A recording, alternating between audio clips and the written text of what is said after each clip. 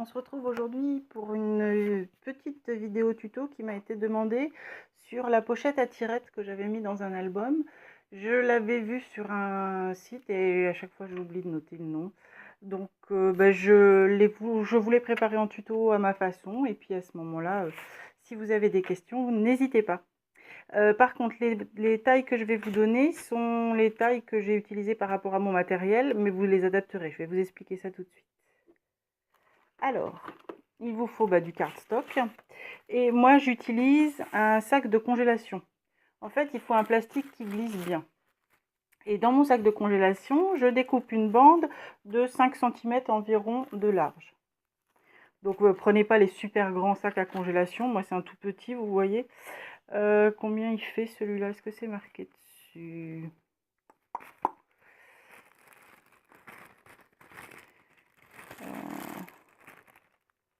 Non, j'ai pas la taille. Et comme j'ai plus la boîte, je sais pas combien il fait, mais il fait 20 de large, donc voilà. Alors, pour faire cette pochette à tirettes, il va vous falloir découper d'abord en fonction de mes dimensions à moi, mais après vous adapterez pour vous. Il va vous falloir un morceau de cardstock de 15 par 17,5. Dans la longueur de 17,5, vous allez faire 2 plis à 2 cm de chaque côté, de façon à obtenir ici au centre un morceau qui fait 11 par 17,5.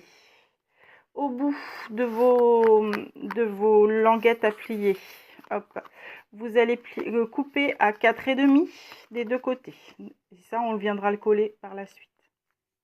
Donc ça, c'est sur le premier morceau.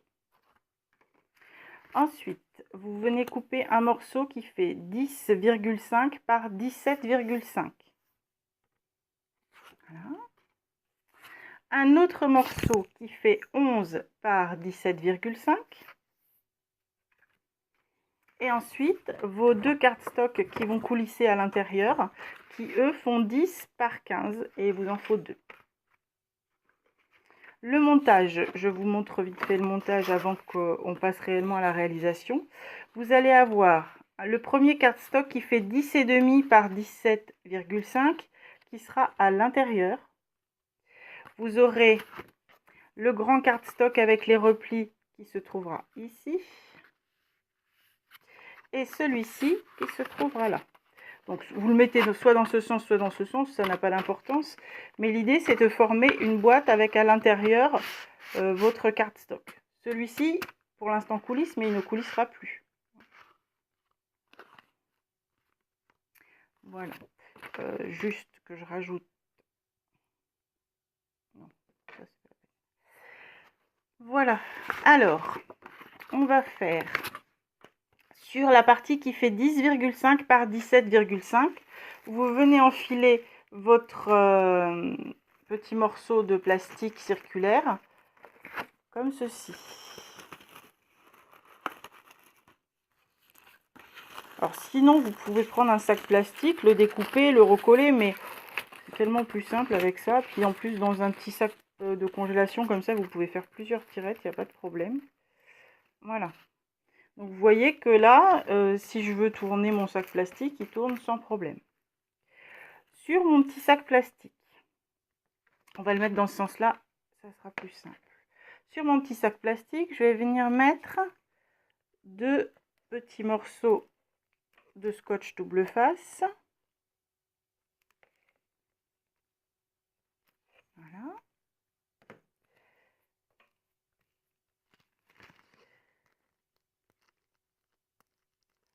Pourquoi 2? Parce que, je sais pas, on peut en mettre qu'un, je pense, mais c'est psychologique, j'en mets 2.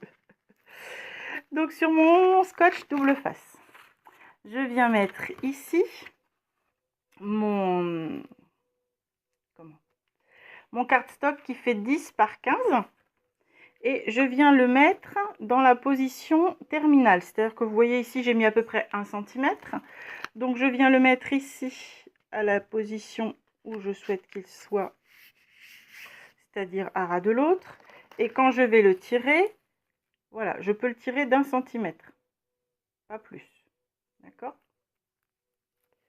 Donc ça, c'est mon premier plastique que j'ai collé. Ok.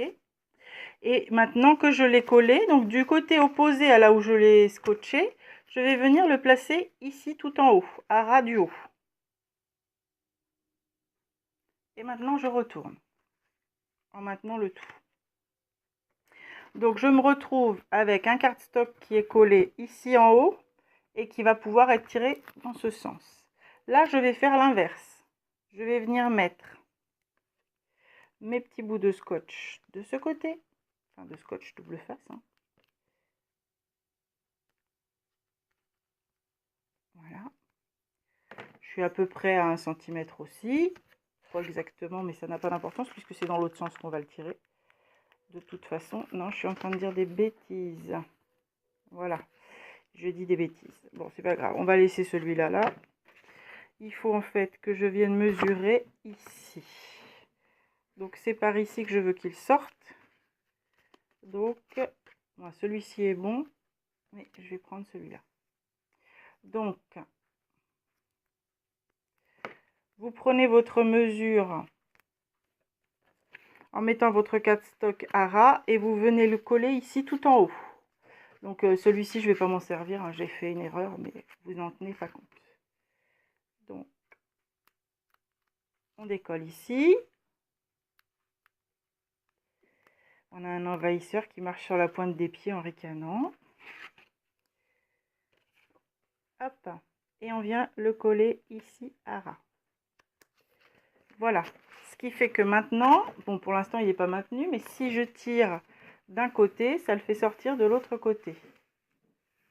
Vous voyez la manœuvre? Donc tout ceci, on va venir le placer à l'intérieur de notre pochette que l'on a préparée tout à l'heure.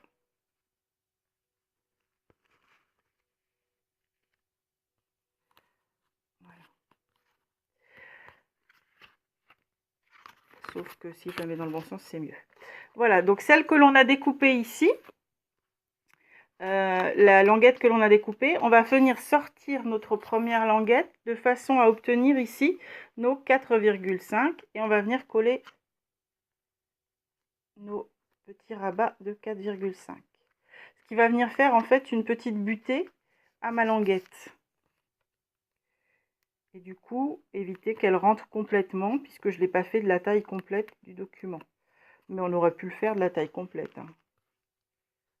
Voilà. J'ai ma petite butée.